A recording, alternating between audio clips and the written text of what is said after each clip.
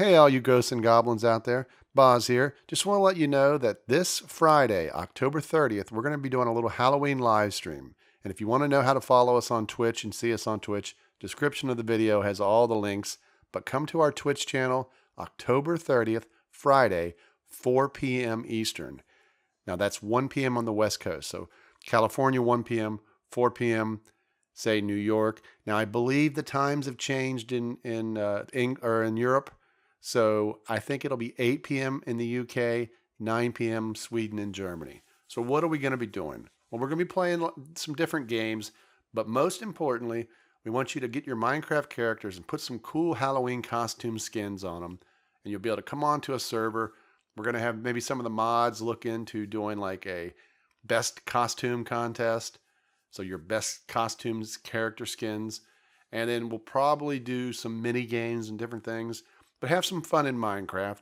And then we'll probably do a little rock band. Maybe try to play, see if I can find some spooky songs or some Halloweenish rock band songs. We'll maybe do those. Let you guys sing along and different things of that nature. But try to do some various things. Do some giveaways. And hopefully have a lot of fun. So we hope you guys can attend. Information, description of the video. And just for a blast from the past, I'm going to show our Halloween video here that we made a few years back with some of the old crew. Quote the Raven, nevermore.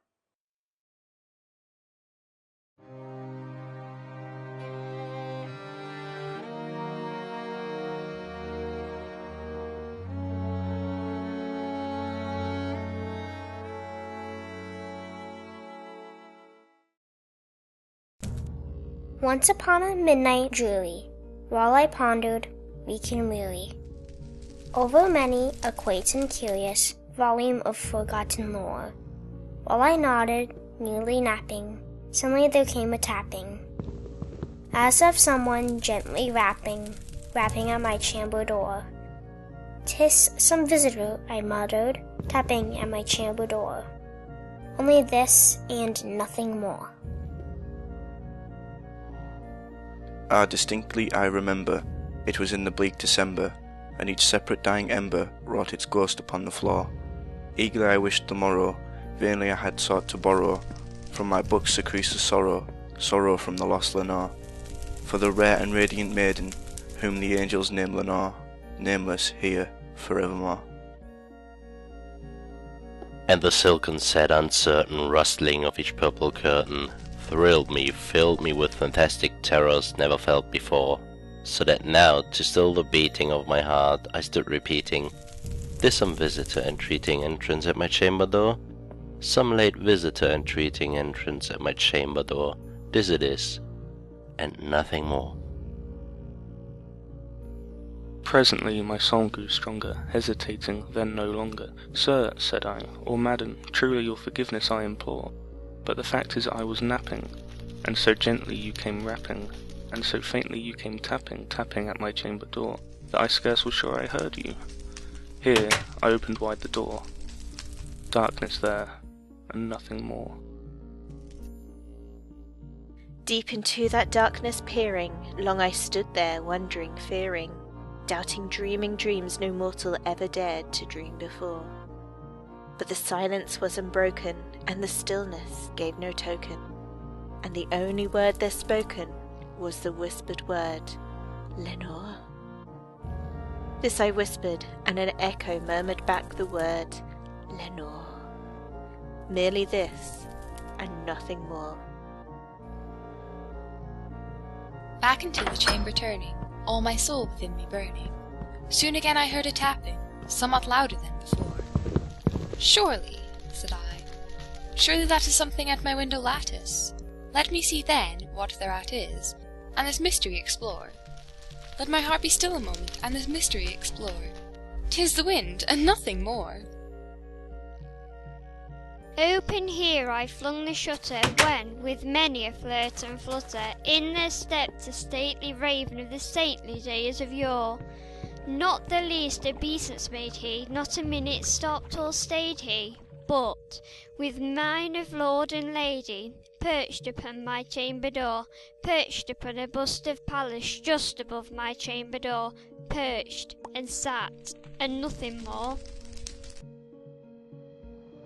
Then this ebony bird beguiling my sad fancy into smiling, by the grave and stern decorum of the countenance it wore. Though thy crest be shorn and shaven, thou, I said, art sure no craven, ghastly grim and ancient, raven wandering from the nightly shore. Tell me what thy lordly name is on the night's plutonium shore. Quoth the raven, nevermore. But the raven, sitting lonely on the placid bust, spoke only that one word, as if his soul in that one word he did outpour. Nothing further than he uttered, not a feather then he fluttered, till I scarcely more than muttered. Other friends have flown before, on the morrow he will leave me, as my hopes have flown before. Then the bird said, nevermore. Startled at the stillness broken by a reply so aptly spoken, doubtless, said I, what it utters is its only stock and store, caught from some unhappy master whom unmerciful disaster followed fast and followed faster, till his songs one burden bore, till the dirges of his hope that melancholy burden bore, of never, nevermore. Then methought the air grew denser, perfumed from an unseen censer, swung by seraphim whose footfalls tinkled on the tuffet floor. Wretch, I cried, thy God have lent thee, by these angels he have sent me, respite, and nepenthe from thy memories of Lenore. Quaff, oh quaff this kind nepenthe, and forget this lost Lenore. Quoth the raven, nevermore. Be that word our sign in parting, bird or fiend, I shrieked, upstarting. Get thee back into the tempest, and the night's Plutonian shore. Leave no black plume as a token of that lie thy soul hath spoken. Leave my loneliness unbroken. Quit the bust above my door. Take thy beak from out my heart, and take thy form from off my door. Quoth the raven, nevermore.